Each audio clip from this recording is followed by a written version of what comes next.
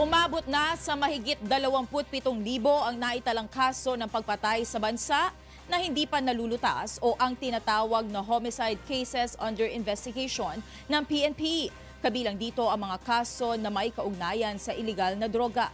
Babala ngayon ng pambansang pulisya, posibleng managot ang mga pulis na nagpapabaya sa investigasyon sa naturang mga kaso. Ito ang balita ni Lea Ilagan. Mataas ang bilang ng kaso ng pagpatay na hindi pa rin nare-resolba ayon sa PNP.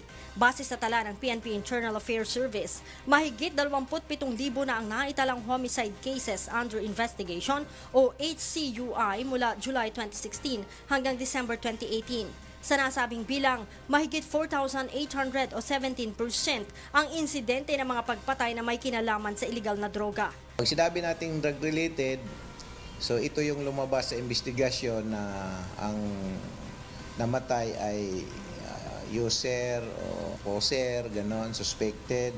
Itong may mga placard, yung huwag mo akong talaran dahil addict ako.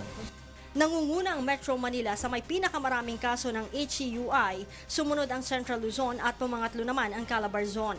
Ayon sa IAS, nagsasagawa sila ng performance audit upang matukoy kung inaasikaso ng mga pulis ang investigasyon sa mga kaso. Kung ilan na yung nasa korte, ilan na yung sa piskalya, so ilan pa lang yung nasa pulis, no?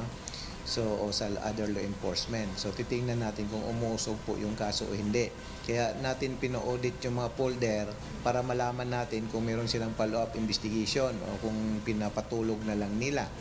Batay sa kanilang datos, ang ARMM ang may pinakamaraming kaso na naresolba na nasa 80% habang halos 10% lang sa NCR at Calabar Zone.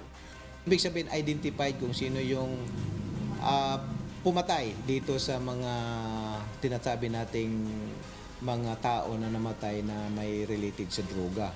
So, dito, wala po yung pulis po kahit sa isa, no?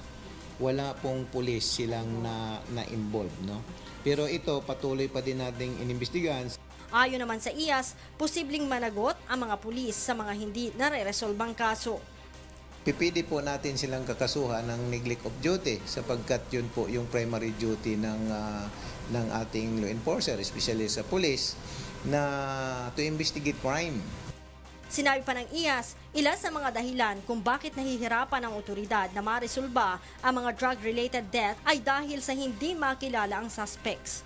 Kawalan ng interes ng pamilya na isulong ang kaso. Walang CCTV footage sa pinangyarihan ng krimen. Walang progress investigation at SOCO report.